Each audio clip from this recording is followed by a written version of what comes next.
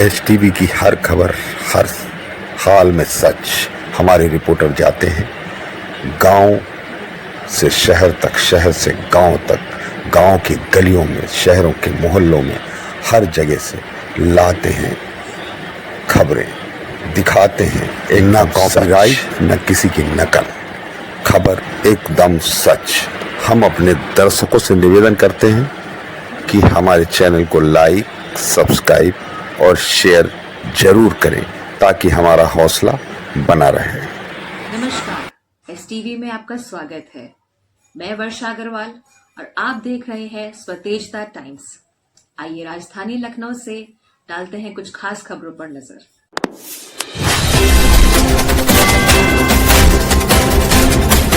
नमस्कार, एसटीवी में आपका स्वागत है। इस वक्त आप देख रहे हैं कि जानकीपुरम तृतीय में चित्रांश महासभा लखनऊ की ओर से होली मिलन समारोह का कार्यक्रम का आयोजन किया जा रहा है। यहाँ पर बहुत सारे जो कायस्थ लोग हैं, चित्रांश लोग हैं, हम उनसे बात करते हैं और देखते हैं कि किस तरीके से वो होली मिलन का जो कार्यक्रम कर रहे हैं उसमें क्या क्या गतिविधियां हैं और किस तरीके से कार्यक्रम कर रहे हैं। वहीं अगर बात करी जाए कि लोकसभा चुनाव और अभी जो यहाँ पर पदाधिकारी मौजूद हैं, हम उनसे बात करेंगे कि चित्रांश को लेकर के जो कायस्थ हैं उनको लेकर के किस तरीके से राजनीति में चित्रांश महासभा के लोग, जो कायस्थ कुल के लोग हैं, वो किस तरीके से अग्रसर हो रहे हैं, किस तरीके से उनका सहयोग जो चुनाव है उसको लेकर के किस तरीके से सहयोग हो रहा है या किस तरीके से संतुष्ट है। यहाँ हमारे साथ नागेंद्र श्रीवास्तव जी हैं जो यहाँ पे अध्यक्ष हैं, तो हम उनसे भी बात करेंगे कि आज होली मिलन समारोह का कार्यक्रम रखा गया है। नागेंद्र जी, जो हमारे दर्शक देख रहे हैं, उनको एक बार अपना परिचय दे दें। नमस्कार, मैं नागेंद्र श्रीवास्तव DS2 कॉलोनी का प्रेसिडेंट हूँ और मैं एक समाज सेवी भी हूँ जो अपनी कॉलोनी के अलावा भी काम करता हूँ मैं बाहर में।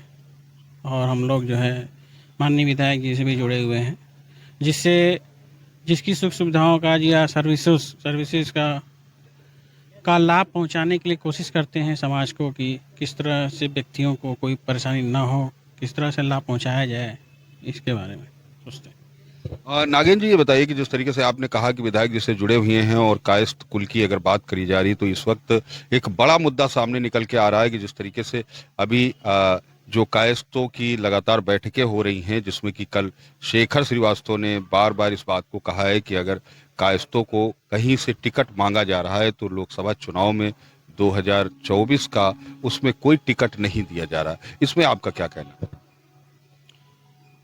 इसमें ऐसा कुछ नहीं है, क्योंकि देखिए टिकट देना या टिकट मिलने के बाद उसमें जीत हासिल करना, सब बहुत सारी अलग अलग बातें हैं। पर टिकट का फैसला जो है टॉप लेवल ही लेता है। माननीय प्रधानमंत्री, माननीय और सब लोग जो हैं नेतागण हैं वो लोग लेते हैं। तो इस सब पे हम लोग विचार करना तो मुझे नहीं समझ में आता उतना कुछ। अगर अभी बात करी जाए कि जिस तरीके से आपने यहाँ एक संगठन बनाया है कायस्थों का, तो यहाँ पर लगभग कितने कायस्थ होंगे? यहाँ पे सर अगर देखें तो कम से कम 150 फैमिली है कायस्थों की, और ये एक नया एरिया डेवलप हुआ है स्पोर्ट्स कॉलेज के साइड, और जस्ट मेरे ख्याल से 2-3-4 साल ही हुआ होगा, जिसमें बहुत ज़्यादा जल्दी ग्रोथ हुआ है। और मोस्टली मतलब समझ लें कि आप 70% तक कह सकते हैं कि जैसे हमारे DS2 कॉलोनी में देखें तो जो है 70% तक हैं लोग। जनेश्वर इनक्लेव में 70-80 श्रीवास्तव कायस्थ फैमिली है, DS3 में है, और सब निर्मल होम्स में है। तो अच्छी कायस्थ फैमिली है और इन सभी लोगों में समन्वय की भावना भी सामंजस्य बैठा के रहते हैं। तो इसी चीज़ को एक थोड़ा समाज के उससे लेकर के कि और आगे निकला जाए और अच्छे काम किया जाए, जिससे समाज को और आगे बढ़ाया जाए। जैसे हम लोग के आइडियल माननीय प्रधानमंत्री जी ही हैं, तो हम लोग उन्हीं को ही फॉलो करते हैं, जैसे काम करते हैं हम लोग, सीखते हैं, करते हैं। तो कायस्थ की संख्या दिन पर दिन बढ़ती जा रही है, कायस्थ फैमिली की, परिवार की। तो इसमें अगर ग्रोथ होती है या और भी चीज़ें आगे बढ़ती हैं तो कुछ अगर हम लोग का योगदान हम लोग की तरफ से होता है देश के लिए। अरविंद श्रीवास्तव जी बैठे हैं, हम उनसे भी बात करेंगे कि आज यहाँ होली मिलन समारोह का कार्यक्रम रखा गया है। तो अरविंद जी, जो हमारे दर्शक देख रहे हैं उनको अपना परिचय दे दें। मैं अरविंद श्रीवास्तव हूँ और एमपी बिरला ग्रुप में as AGM sales and marketing UP region देखता हूँ, केवल इलेक्ट्रिकल फील्ड में हूँ।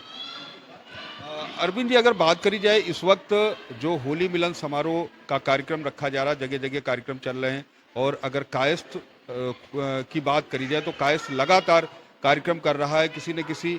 जैसे यहाँ पर भी अगर मुख्य अतिथि की बात करी जाए तो आप भारतीय जनता पार्टी के ही विधायक हैं नीरज बोरा जी, उनको यहाँ पर बुलाया गया है।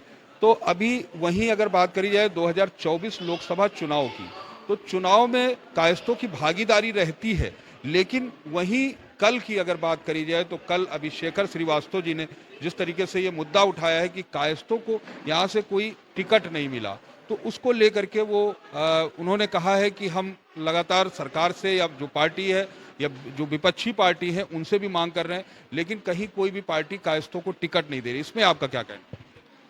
सर, ये बिल्कुल सही बात है और मैं इस चीज़ को अप्रिसिएट करूँगा कि हमारे कायस्थ भाई बंधु जो हैं वो आपस में किसी न किसी कार्यक्रम के जरिए एक दूसरे को इकट्ठा कर रहे हैं या जुड़ना चाह रहे हैं या उसको जागरूक कर रहे हैं। मेरा बहुत पास्ट एक्सपीरियंस भी बहुत रहा है। मैं जमशेदपुर झारखंड से लेकर के दिल्ली एनसीआर सारा घूम के आ चुका हूँ और अल्टीमेटली लास्ट में मैंने लखनऊ में ही अपना मकान सेटल किया है। बट मैंने अभी तक ओवरऑल अगर 20 इयर्स पास्ट की बात करूँगा तो कायस्थों का योगदान राष्ट्र के प्रति, राज्य के प्रति, देश के प्रति और अपने शहर, सिटी, कस्बे के प्रति काफ़ी महत्वपूर्ण योगदान रहा है।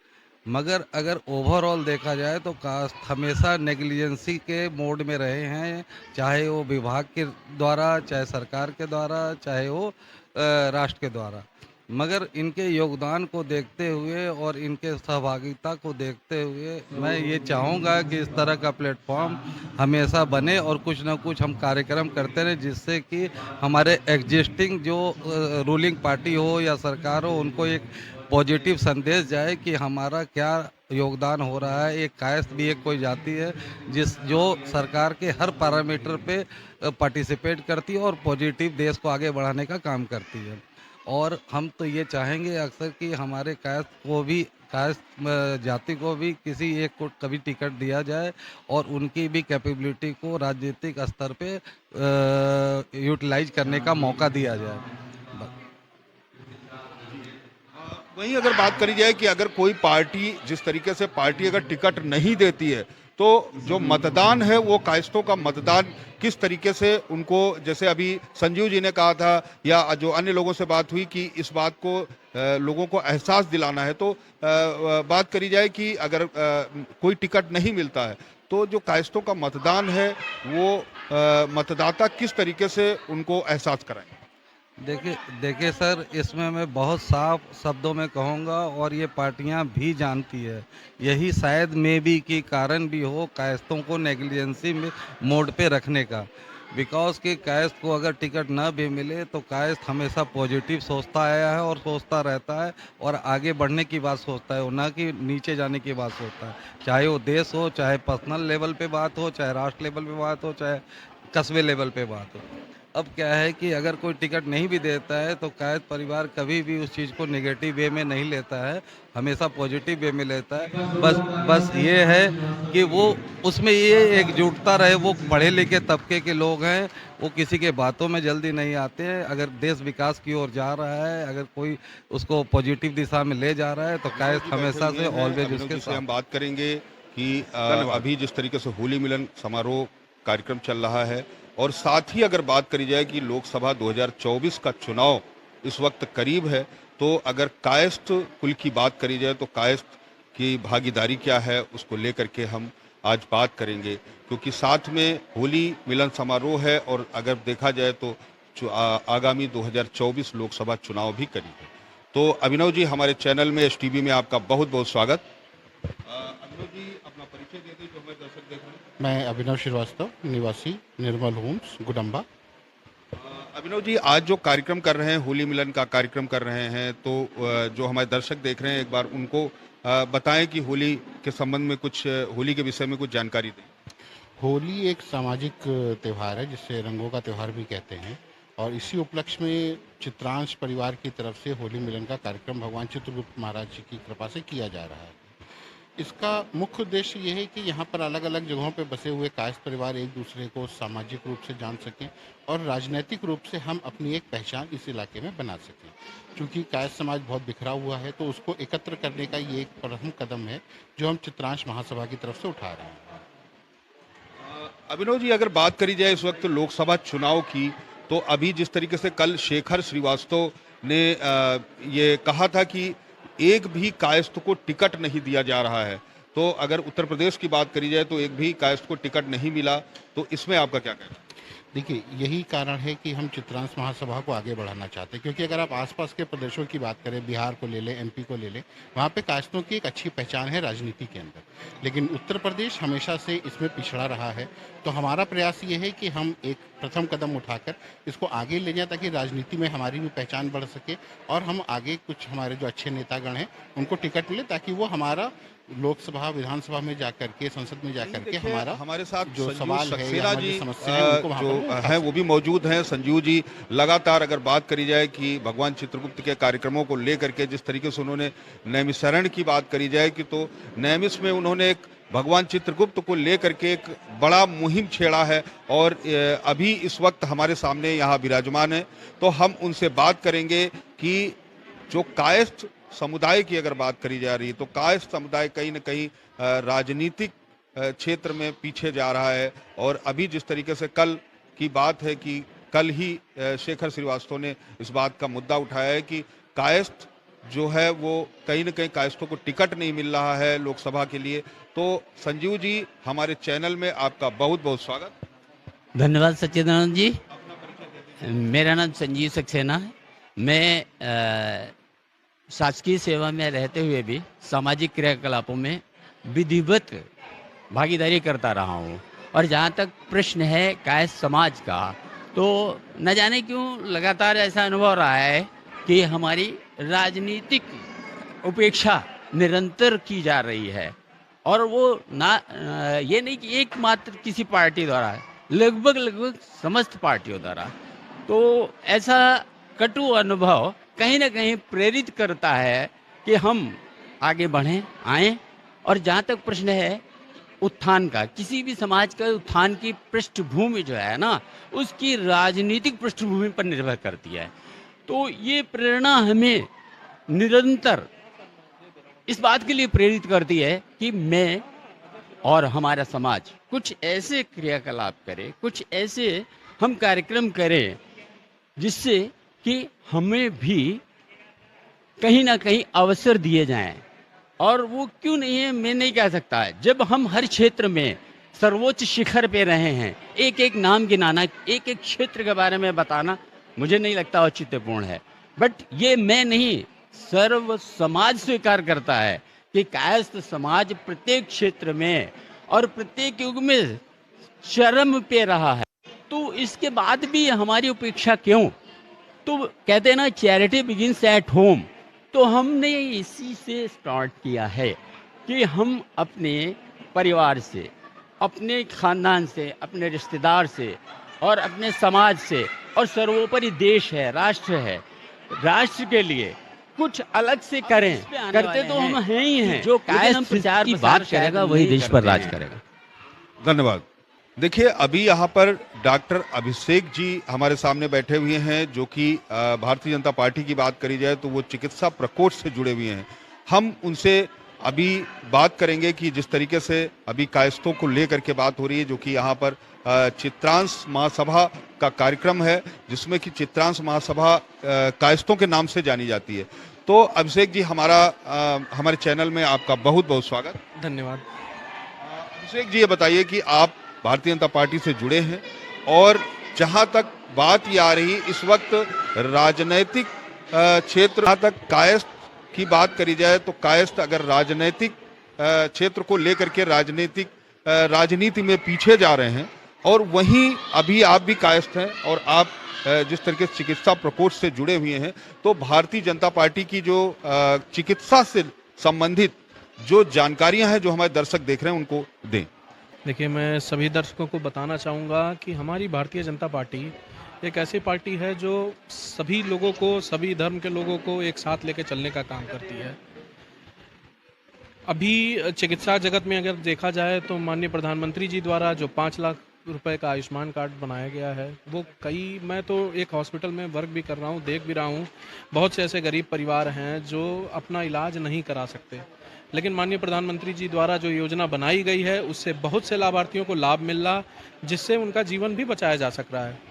एक अच्छे हॉस्पिटल में मैं देखता हूँ जो गरीब मरीज नहीं इलाज करा सकता, अगर देखा जाए तो वो भी इलाज करा रहा है।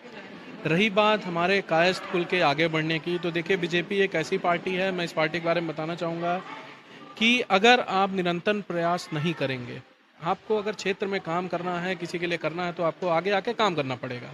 आज हम लोग भी पार्टी पदाधिकारी हैं, तो हम लोगों ने कार्य किया है, अपना नाम बनाया है, तब जाके पार्टी ने हमें इस पोस्ट पे बैठाया है। इस पोस्ट पे बैठाने के साथ साथ हम लोग को बहुत से कार्य दिए भी जाते हैं पार्टी से कि आम जन तक कैसे हम चीज़ें पहुंचा सकें, उनकी समस्याएं क्या हैं वो हम उठा के, हमारे माननीय विधायक हैं, माननीय सांसद हैं, उन तक हम बातें ले जाते हैं, चीज़ें उन तक जाके सब कुछ सॉर्ट आउट कर दी जाती हैं।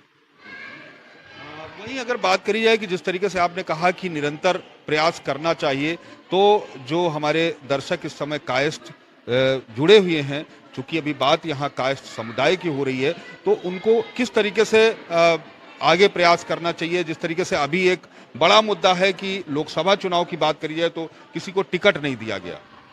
देखिए, लोकसभा चुनाव में तो मैं पार्टी में हूँ, लेकिन ये कहना चाहूँगा, ये हकीकत है कि कम से कम जो बड़े लोग हैं, आला अधिकारी हैं, उनको ये सोचना चाहिए कि कायस्थ भी एक छोटी नहीं है। जहाँ मैं लखनऊ की अगर बात करूँ तो लखनऊ में अधिकतम संख्या कायस्थ लोगों की है, लेकिन ये है कि हम कायस्थों को वो दर्जा नहीं मिल पाया है जो मिलना चाहिए, ये मैं कहना चाहूँगा।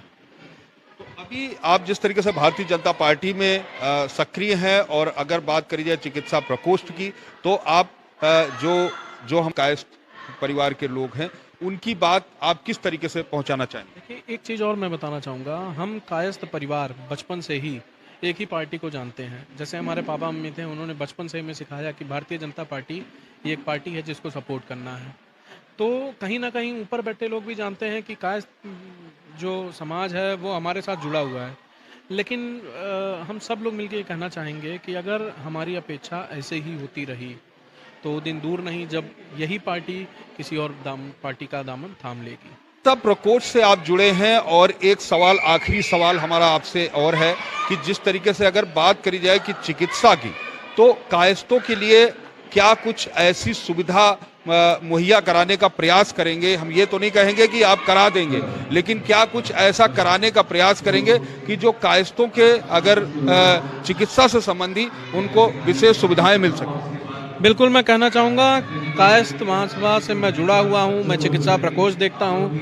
किसी भी कायस्थ बंधु या किसी को भी कोई समस्या होती है तो चिकित्सा प्रकोष्ठ उनके साथ खड़ा है। हम लोगों ने कोविड में भी, कोविड-19 में जब महामारी थी, कोई हम लोग के पास कॉल करता था इस महासभा से, तो हम लोगों ने वो सारी व्यवस्था उनको मुहैया कराई हैं जिससे उनकी जान माल को कोई खतरा ना पहुँचे, और आगे भी निरंतर करते रहेंगे। बहुत बहुत धन्यवाद। कहते हैं ना कि कोई भी प्रोडक्ट अच्छा क्यों हो, लेकिन अगर और प्रशासनिक सेवाओं में तो मुझे लगता है कि झड़ी लग जाएगी नाम गिनाने जाएंगे। ऐसी दशा में क्या कारण है कि हम राजनीतिक रूप से अभी भी उपेक्षित हैं? ये मेरा सवाल है। मैं आपके आशीर्वाद स्वरूप जो 2 शब्द हैं, जो वचन हैं, उनमें इस पर भी कुछ प्रकाश चाहूँगा। बहुत सम्मान के साथ बुलाना चाहूँगा आदरणीय माननीय विधायक श्री नीरज गुरा साहब को, और सम्मान के साथ स्वागत के साथ आई माननीय विधायक।